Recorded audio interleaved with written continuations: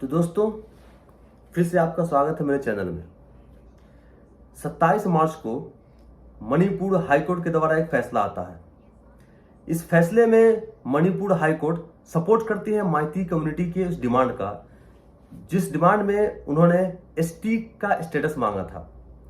जैसे ही उनकी फेवर में यह फैसला सुना जाता है कि उन्हें एसटी का स्टेटस दिया जाए, उन्हें इस चीज के लिए कंसीडर किया जाए, उसके बाद 3 मई को एक स्टूडेंट यूनियन है वहां पे, all tribal student union of Manipur, वो एक रैली निकालती है, एक मार्च निकालती है। जैसे ही वो रैली निकालती है, उस रैली के दौरान वहां पे हिंसा भड़कती है और वह हिंसा इतनी बढ़ती चली जाती है, इतनी ज्यादा बढ़ती चली जाती है कि वह रुकने का नाम ही नहीं ले रही है। अभी मणिपुर में धारा 144 भी लगा हुआ है। वहां पे लगभग 10,000 से ज्यादा आर्मी के ट्रूप्स उतर चुके हैं दोस्तों। ये हाल वहां हो चुका है। 100 से ज्यादा लोगों की जान जा चुकी है, कई हजारों लोग घायल हैं, कई हजार लोग वहां बेघर हो चुके हैं। ये उनका अभी का कंडीशन है। तो सवाल ये उठता है कि आखिर इतनी बड़ी हिंसा जो है वो क्यों? सिर्फ एक रैली की वजह से, एक मार्च के कारण? नहीं दोस्तों, ऐसा नहीं है। इसके पीछे और बहुत गहराई में जाना पड़ेगा हमें, तब मालूम चलेगा कि इसके पीछे क्या कारण है। और आज मैं आप लोगों को उस गहराई में लेके जाऊंगा, डेप्थ में लेके जाऊंगा, बताऊंगा आपको कि असली रीजन क्या है, मेन कॉज क्या है मणिपुर हिंसा के पीछे। तो आपको इसके लिए मेरे साथ रहना पड़ेगा, एंड तक रहना पड़ेगा और एक एक बात को समझना पड़ेगा। मैं आपको एक एक पहलू समझाऊंगा इसका। तो सबसे पहले आप आते हैं, समझते हैं कि मणिपुर का ज्योग्राफिकल कंडीशन क्या है। बिल्कुल ध्यान से सुनिएगा। मणिपुर जो है वह पहाड़ियों से घिरा हुआ है, मतलब चारों तरफ उनकी सिर्फ पहाड़ी है। 90% एरिया जो है उनका पहाड़ी से घिरा हुआ है, ठीक। और बीच में एक छोटी सी घाटी है जो 10% उसका एरिया है, ठीक। और जो 10% जो एरिया है, जो घाटी क्षेत्र है, इसमें लगभग 57% की उनकी आबादी रहती है और बाकी 43% की आबादी वह पहाड़ी इलाकों में रहती है। ध्यान से समझिएगा, क्योंकि जो लड़ाई चल रही है, जो अभी जो हिंसा चल रही है, वह पहाड़ी इलाका वर्सेज घाटी इलाका हो रहा है। तो इसलिए मैं इस बात को ध्यान से समझा रहा हूं, समझिएगा इस बात को, ठीक। 57% आबादी घाटी के क्षेत्र में है, जो कि कम एरिया है। और इसमें जो मैक्सिमम रहने वाले लोग हैं, मेनली जो रहने वाले लोग हैं, वह है माइती कम्युनिटी के लोग, माइती समुदाय के लोग, ठीक। और जो पहाड़ पे जो रहने वाले लोग हैं, वह है ट्राइबल लोग।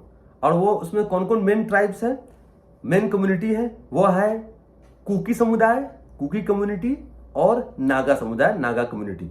25% आबादी है कुकी कम्युनिटी की और 15% आबादी है नागा कम्युनिटीज की। ध्यान से समझिएगा, ठीक। तो अब आते हैं इसके दूसरे पहलू पे। ये तो मैंने बता दिया वहां पर इसका ज्योग्राफिकल कंडीशन और आबादी कैसे बटा हुआ है। अब आते हैं इसके रिलीजियस फैक्टर पे।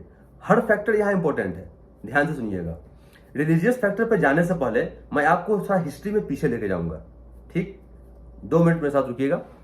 जब वहां पे राजतंत्र था, जब वहां पे राजा थे, तो वो राजा राज करते थे घाटी में।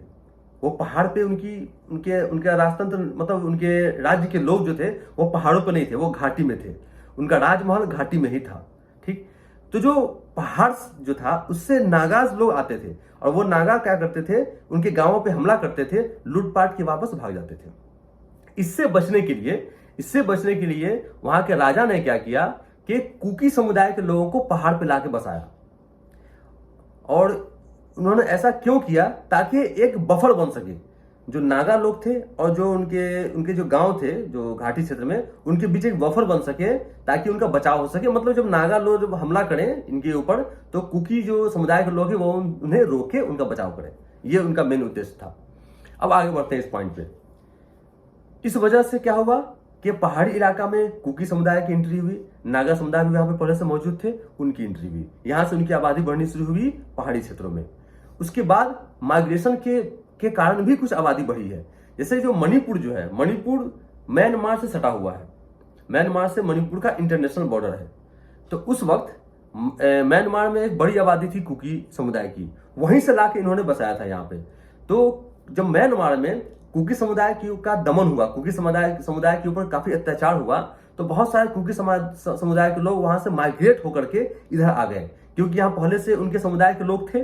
तो यहाँ आके मिलजुल रहना उनके लिए आसान था, कोई दिक्कत नहीं हो रही थी। इस वजह से कुकी समुदाय की आबादी बढ़ती गई, शुरू से ही बढ़ती जा रही थी। अब और आगे आते हैं, ठीक। जब अंग्रेज का कंट्रोल आया मणिपुर के ऊपर, तो उनके साथ साथ क्रिश्चियन मिशनरीज भी आए। तो जब क्रिश्चियन मिशनरीज वहां पहुंची तो वह जो ट्राइबल जो एरिया था, पहाड़ी इलाका था, वहां पे वह काम करना उन्होंने स्टार्ट किया। अब यहाँ पे जरा ध्यान से सुनिएगा, अंग्रेज जहां भी जाते हैं, जब भी जाते हैं, वो फूट डालो राज करो वाला काम करते हैं। वो चाहते हैं अपना बेनिफिट निकालें किसी तरह से। यहां भी उन्होंने वैसा ही किया। वह हिल्स एरिया में, पहाड़ी इलाका में अपना काम आसानी से कर सके, इसलिए उन्होंने यहां भी वही ट्रिक किया और हिल्स वर्सेस घाटी का स्टार्ट कर दिया उन्होंने, ताकि वह काम आसानी से कर सके। ठीक, वो अब इसका नतीजा ये हुआ, जो मिशनरी वहां पे जो उन्होंने काम किया और जो उन्होंने फूट डालो वाला जो बीज वहां बो दिया, इसका नतीजा ये हुआ आज की डेट में वहां पे जो पहाड़ी क्षेत्र है, वहां टोटल 43% आबादी है, उसमें से लगभग 41% आबादी, लगभग 41% आबादी क्रिश्चियन की आबादी है दोस्तों। जी हाँ। और जो घाटी क्षेत्र है, जहां माइती कम्युनिटीज के लोग रहते हैं, वहां जो मेन आबादी है वो माइती हिंदूज की आबादी है, जो कि 41% है, और माइती मुस्लिम की आबादी है, जो कि 8% है। बाकी अन्य है, कुछ क्रिश्चियन भी है, कुछ टाइप्स भी है, मिक्स करके है। ठीक, अब अगले पॉइंट पे आते हैं। ये तो मैंने आपको बता दिया कि रिलीजन का क्या फैक्टर है यहाँ पे, क्योंकि जो पहाड़ पर रहने वाले लोग हैं वो है क्रिश्चियन मेनली, और जो घाटी में रहने वाले लोग हैं वो है मेनली हिंदूज। और इनके बीच जो डिफरेंस था, जो नफरत की भावना, एक भावना तो बो के चलेगी अंग्रेज। अब और आगे आते हैं और आगे समझते हैं और क्या क्या दोनों के बीच डिफरेंसेस है। ठीक, उसके बाद क्या होता है कि जो माइती कम्युनिटीज वाले लोग हैं, ये इस बात को समझिए कि माइतीज कम्युनिटी जो घाटी में जो रह रहे हैं, जो भी लोग घाटी में है, यह शुरू से रह रहे हैं, राजतंत्र से ही रह रहे हैं, स्टार्ट से रह रहे हैं। इन्हें मणिपुरी पीपुल भी कहा जाता है, दूसरे भाषा में कहा जाए तो। इस वजह से जो मेन पावर है वो हमेशा से इनके पास रहा है, शुरू से ही, राजतंत्र से ही। तो अब वहां पे जो लोकतंत्र बहाल है, वहां पे जो विधानसभा का जो एलोकेशन है सीट का, जो विधायकों का जो सीट वहां पे जो एलोकेटेड है, उसमें 40 विधानसभा सीट घाटी क्षेत्र के लिए रिजर्व है, और 20 विधानसभा सीट वह हिल्स एरिया के लिए रिजर्व है।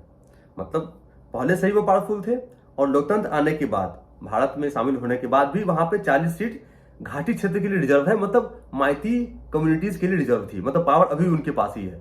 और 20 सीट रिजर्व है ट्राइबल लोगों के लिए। तो इस वजह से ट्राइबल लोगों का यह आरोप है कि सारा का सारा डेवलपमेंट, सारा बेनिफिट जो है वह सिर्फ घाटी क्षेत्र के लोगों को मिलता है, और ये बात फैक्ट है। उनका आरोप है कि घाटी क्षेत्र के लोग आगे बढ़ते ही जा रहे हैं, जबकि ट्राइबल एरिया के लोग जो है वो वहीं का वहीं है, वो आगे नहीं बढ़ पा रहे हैं उस स्पीड से जिस स्पीड से उन्हें आगे बढ़ना चाहिए था। और ये बात फैक्ट है, इसमें कोई दो राय नहीं दोस्तों। क्योंकि जो घाटी क्षेत्र के लोग हैं, यानी जो माइती कम्युनिटीज के जो लोग हैं, वो पॉलिटिकली स्ट्रांग है, इकोनॉमिकली स्ट्रांग है, एजुकेशन में वो बहुत आगे हैं। जितने भी बड़े बड़े पद हैं वहां पे माइती कम्युनिटीज के लोग हैं। यहां तक कि वहां के मुख्यमंत्री जो है वो भी माइती कम्युनिटी के हैं, बीरेन सिंह जो है। अब हम लोग आगे बढ़ते हैं, अगले पहलू को समझते हैं। ये तो था, मैंने बता दिया कि कैसे पॉलिटिकली स्ट्रांग है, 40 सीट मिलने की वजह से, वहां 20 सीट है इस वजह से। अगले पॉइंट पे आते हैं। अब ट्राइबल लोगों का एक और आरोप यह है कि 2021 में मणिपुर सरकार एक लॉ लेके आई, मणिपुर फॉरेस्ट रूल। इस रूल के तहत मणिपुर सरकार ये कहती है कि जो ट्राइबल के जो गांव है, जो आदिवासी के जो गांव है, वो तो गांव में रह रहे हैं, कोई दिक्कत नहीं है, लेकिन उसके अलावा जो फॉरेस्ट है, उस फॉरेस्ट के प्रोटेक्शन के लिए इन्हें कहा गया कि आप लोगों को फॉरेस्ट में इंक्रोच नहीं करना है, मतलब अवैध कब्जा नहीं करना है। अगर आप अवैध कब्जा करते हैं तो आपको वहां से हटा दिया जाएगा। और इस रूल के अंडर में उन्होंने कुछ गांव को खाली भी करवाया। तो जब गांव को खाली करवाया गया तो ट्राइबल लोगों का यह आरोप है कि वो जो गांव को खाली कराया गया है, वो गांव तो वहां कई सालों से है, मतलब वो वहां पे सेटल्ड है, वो इंक्रोच करके नहीं गया है, वो अवैध कब्जा नहीं था। ये सरकार हमें ढकेल रही है, परेशान कर रही है, ये उनका अगला आरोप था। ठीक, अब हमें और भी बहुत सारे पहलू को जानना होगा, जिससे माइती कम्युनिटी का जो क्या पहलू वो भी समझना होगा। तो माइती कम्युनिटी का पहला आरोप यह है, या पहला कंप्लेन यह है कि वहां पे जो लैंड रिफॉर्म एक्ट है, लैंड रिफॉर्म एक्ट के तहत, चूंकि एसटी जो होते हैं, जो शेड्यूल ट्राइब्स लोग जो होते हैं, उन्हें संविधान में भी बहुत सारी सुविधाएं दी गई हैं, ताकि उनके ऊपर होने वाले अत्याचार को रोका जा सके, उनके कल्चर को प्रोटेक्ट किया जा सके, और आदिवासियों को भी प्रोटेक्ट किया जा सके। इसलिए संविधान में भी बहुत सारी सुविधाएं दी गई है उन्हें। और वहां पे जो लैंड रिफॉर्म एक्ट है, उसके तहत जो माइती कम्युनिटीज है, यानी कि जो नॉन ट्राइबल लोग हैं, माइती कम्युनिटीज नॉन ट्राइबल लोग हैं, ये लोग ट्राइबल इलाके में जाकर के, मतलब पहाड़ी इलाकों में जाकर के जमीन नहीं खरीद सकते, मतलब वहां पे जाके ये लोग बस नहीं सकते हैं। लेकिन जो ट्राइबल लोग हैं वह आकर के घाटी में बस सकते हैं। इस वजह से माइती कम्युनिटीज के लोग का ये कंप्लेन है कि ये चीज गलत है, ये चीज ऐसा नहीं होना चाहिए। ठीक, दूसरा क्या कंप्लेन है इनका ये कंप्लेन है कि जो ट्राइबल लोग हैं वह पहाड़ों पे खेती जो कर रहे हैं वो ओपियम की खेती कर रहे हैं ज्यादातर। और ओपियम की जो खेती करते हैं, ये ओपियम क्या है, इससे बनता है नशे की चीजें बनती है, जैसे हीरोइन बनती है और भी नशे की सामान बनाया जाता है। ये उनका आरोप है और ये बात सही भी है, फैक्ट भी है। मणिपुर सरकार ने हजारों एकड़ ओपियम के खेतों को बर्बाद किया है, वहां पे नष्ट किया गया है इसे रोकने के लिए। अब आते हैं अगले मुद्दे पे। अब इस वजह से चूंकि वो वहां पे बस नहीं सकते थे, उन्हें इस चीज का बेनिफिट नहीं मिल रहा था, तो ये जो माइती कम्युनिटी के लोग हैं उन्होंने डिमांड किया एसटी कैटेगरी के लिए। ठीक, तो ट्राइबल लोगों ने इसका अपोज किया। उनका यह कहना था कि जो माइती कम्युनिटीज के लोग हैं वो ऑलरेडी डेवलप्ड हैं, और ये बात सही भी है, वो ऑलरेडी डेवलप्ड हैं, वो ऑलरेडी बहुत ही ज्यादा आगे बढ़े हुए हैं, और उन्हें अगर एसटी का भी कैटेगरी मिल जाएगा तो फिर हमारा डेवलपमेंट तो रुक जाएगा। जो ट्राइबल लोग हैं वो तो वैसे ही के वैसे रह जाएंगे, उनके पास तो एक ही बेनिफिट है कि उनके पास एसटी का कैटेगरी है, वो भी उनसे छिन जाएगा। तो इस वजह से उनका ये अपोज था कि उन्हें ये जो एसटी का जो अगर कैटेगरी का मिल जाएगी, एसटी का स्टेटस मिल जाएगा तो वह इसका वो ज्यादा फायदा उठाएंगे। मतलब उनको ये नहीं मिलना चाहिए, वो ये ज्यादा हो जाएगा, मतलब एक तो ऑलरेडी पावरफुल है और ज्यादा हो जाएगा।